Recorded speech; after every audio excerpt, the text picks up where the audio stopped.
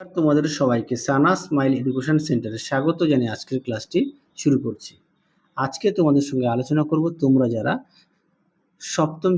ষষ্ঠ শ্রেণীর তৃতীয় পর্যায়ক্রমিক মূল্যায়ন পরীক্ষা দেবে তোমাদের জন্য রায় ও মার্টিন প্রশ্ন বিচিত্র থেকে আজকে সমাধান করব ষষ্ঠ শ্রেণীর ভূগোল বিষয় মডেল নাম্বার 3 অর্থাৎ 3 নম্বর স্কুলে যে সমস্ত ছোট ও বড় প্রশ্নগুলি আছে তার সমস্ত প্রশ্নের উত্তরের সমাধান করে দেখাবো। চলো দেরি না করে মূল বিষয়ে যাওয়া যাক। দেখো 2 আছে, সঠিক উত্তরটি নির্বাচন করে লেখো। এক দাগ দেখো, নিরক্ষরেখার দক্ষিণে 33 ডিগ্রি দক্ষিণে অক্ষরেখার অপর নাম, উত্তরটা লিখবে মকর ক্রান্তি, অপশন বি। 2 দেখো উত্তরটি হবে 1884 সালে। হ্যাঁ, পুরো প্রশ্ন একটু দেখে নিও, অপশন সি। 3 দেখো পৃথিবীর আবর্তনের গতিবেগ সবচেয়ে বেশি হয় নিরক্ষ রেখায়, অপশন এ। 4 দেখো সূর্যাস্তের ঠিক পরের সময়কে বলা হয় গোধূলি, অপশন বি। 5 দেখো বায়ুর চাপ মাপার যন্ত্রের নাম, উত্তরটা লিখবে 14 ব্যারোমিটার, অপশন সি। পরবর্তী দেখো 6 দাগের কোন স্থানের, উত্তরটা হবে 30 থেকে 25 বছরের আবহাওয়া গড় অবস্থায় ওই অঞ্চলের জলবায়ু। পরবর্তী দেখো 6 দাগের উত্তরটা হবে 22শে এপ্রিল, অপশন বি। 8 দাগের প্রশ্নের উত্তরটা হবে 2011, অপশন বি। 9 দেখো কোনটি শব্দ দূষণ কমাতে সহায়ক নয়, উত্তরটা লিখবে বাজার, অপশন ডি। 10 দেখো কারাকোরাম হলো পর্বত শ্রেণী, অপশন বি। 11 দেখো পদ্মা ও যমুনার মিলিত প্রবাহের নাম, উত্তরটা লিখবে মেঘনা, অপশন সি। পরবর্তী দেখো 12 দাগ বানিহাল হলো একটি গিরিপথ, অপশন বি। 13 দাগ দেখো দাক্ষিণাত্য মালভূমি উচ্চতম পর্বত শৃঙ্গের নাম, উত্তরটা লিখবে আনাই মুদি, অপশন সি। পরবর্তী দেখো 14 দাগ মিলেট হলো খাদ্য ফসল, অপশন এ।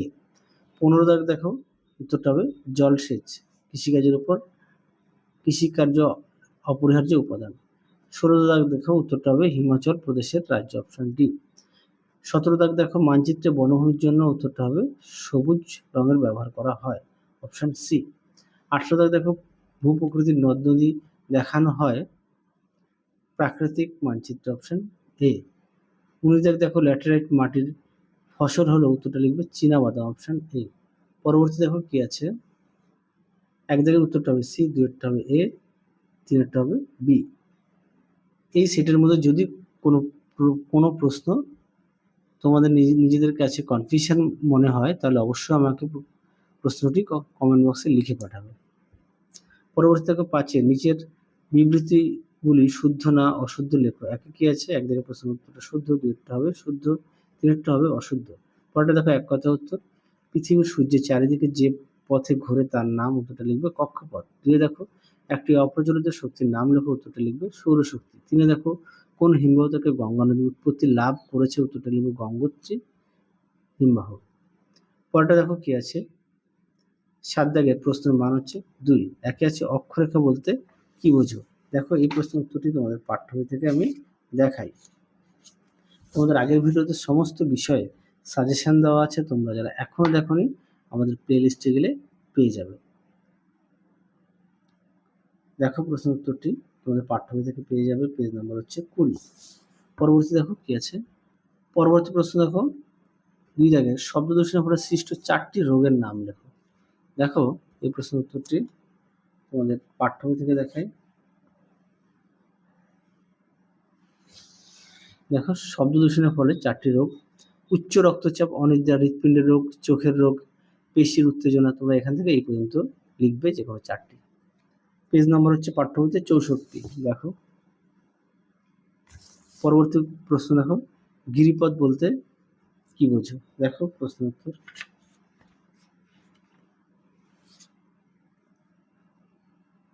দেখো গিরিপথ এখান থেকে এই অবধি লিখবে।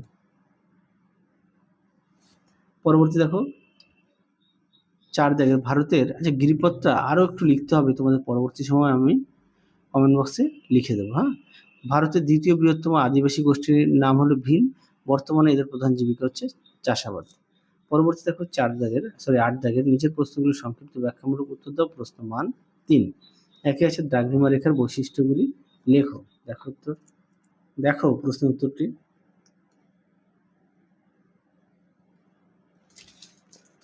পরবর্তী প্রশ্ন দেখো কি আছে, 2 দাগের পৃথিবীর আবর্তন গতি কাকে বলে। দেখো প্রশ্নের উত্তর, এখান থেকে এই অবধি উত্তরটা লিখবে। পরবর্তী দেখো কি আছে, পৃথিবীর একবার পূর্ণ আবর্তন করতে কত সময় লাগে? উত্তরটা লিখবে প্রায় 24 ঘন্টা। তিন দাগে দেখো, তিন দাগের প্রশ্নটা একটু দেখো, আমি তোমাদের উত্তরটা দেখে দিই। তোমরা উত্তরটা পাঠ্য বই 59 পেজে পেয়ে যাবে। যেহেতু পাঠ্য বই তোমাদের প্রত্যেকের কাছে আছে সেই কারণে দেখালাম না। পরবর্তী দেখো, 4 গ্লোব ও মানচিত্রের তুলনামূলক আলোচনা করো। দেখো প্রশ্ন উত্তর, গ্লোব ও মানচিত্র। দেখো উত্তরটি, অবশ্যই বিষয় উল্লেখ করবে। দেখো অবশ্যই বিষয়গুলো উল্লেখ করবে। দেখো আরো এদিকে দুটো দেওয়া আছে, মোট 5টি দেওয়া আছে, তোমরা অবশ্যই পড়ে নিয়ে লিখবে। পরবর্তী প্রশ্ন দেখো কি আছে, 9 দাগের নিচের প্রশ্নগুলোর উত্তর দাও। একে কি আছে, আমাদের চারপাশে বায়ুমণ্ডল কি কি পদ্ধতি উত্তপ্ত হয়? দেখো প্রশ্ন উত্তরটি, তোমরা পাঠ্য বইতে 46 পেজে পেয়ে যাবে। আর আমি তোমাদের সহায়িকা থেকে দেখাই। দেখো প্রশ্নটি দেখো, তার উত্তরটি দেখো, বিকিরণ পদ্ধতি, পরিবহন পদ্ধতি, তারপর হচ্ছে পরিচরণ পদ্ধতি। তোমরা চিত্রটা অবশ্যই উল্লেখ করবে। প্রশ্নে না চাইলেও ভূগোলে চিত্র উল্লেখ করতে হয়। এই পর্যন্ত লিখবে। পরবর্তী দেখো কি আছে, 9.2 অরণ্য আমাদের বন্ধু, এই বক্তব্যের সপক্ষে তোমার মতামত দাও। দেখো প্রশ্ন উত্তর, দেখো অবশ্যই পয়েন্টগুলো উল্লেখ করবে। দেখো কি আছে, 1 জ্বালানি কাঠ, 2 আছে দূষণ রোধ, মাটি ক্ষয় রোধ, বৃষ্টিপাত, তারপর হচ্ছে বন্যা নিয়ন্ত্রণ, উপজাত দ্রব্য। তোমরা দেখে নাও, অবশ্যই খাতায় লিখে নিয়ে পড়বে। আর প্রতিটা বিষয় অবশ্যই পাঠ্য বই খুঁটিয়ে পড়বে, পাঠ্য বইয়ের দিকে অবশ্যই গুরুত্ব দেবে। আর তোমাদের আগের ভিডিওতে রায় ও মার্টিন প্রশ্ন বিচিত্রের যে বাকি মডেল সেটগুলো আছে, বাকি বিষয়ে তারও সমাধান করে দেওয়া আছে। তোমরা যারা এখনো দেখোনি, আমাদের প্লে লিস্টে গেলে পেয়ে যাবে। এছাড়াও তোমাদের সমাধান করে দেওয়া আছে থার্ড ইউনিট টেস্টের সমস্ত বিষয়ের সাজেশন দেওয়া আছে, তোমরা সেগুলো দেখো, আশা করি উপকৃত পাবে। চলো শেষ প্রশ্ন, গম চাষের জন্য কি ধরনের জলবায়ু ও মৃত্তিকার প্রয়োজন হয় তা লেখো। আর 4টি গম উৎপাদন রাজ্যের নাম লেখো। দেখো তোমাদের পাঠ্য বই থেকে দেখাই। দেখো গম চাষ, গম দেখো, গমের উষ্ণতা দেওয়া আছে, বৃষ্টিপাত দেওয়া আছে, মাটি দেওয়া আছে, হ্যাঁ এভাবে পড়বে। দেখো পয়েন্ট উপরে দেওয়া।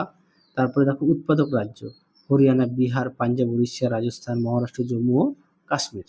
আশা করি দেখে নিয়েছো। এর মধ্যে জলবায়ু আর তোমার গিয়ে মৃত্তিকা দিয়েছে, তাহলে জলবায়ু দেবে কত, উষ্ণতা 15 থেকে 20, আর বৃষ্টিপাত 50 থেকে 100 সেন্টিমিটার। আর তাহলে উৎপাদক রাজ্যটা তো দেখিয়ে দিলাম গমের। পেজ নাম্বারটা দেখো, পেজ নাম্বার হচ্ছে 95। তাহলে চলো আজকের মতো এখানেই সমাপ্ত করছি। আবার দেখা হবে খুব শীঘ্রই তোমাদের পরবর্তী ভিডিওতে। তোমরা সবাই সুস্থ থেকো, ভালো থেকো। আজকের মতো টাটা।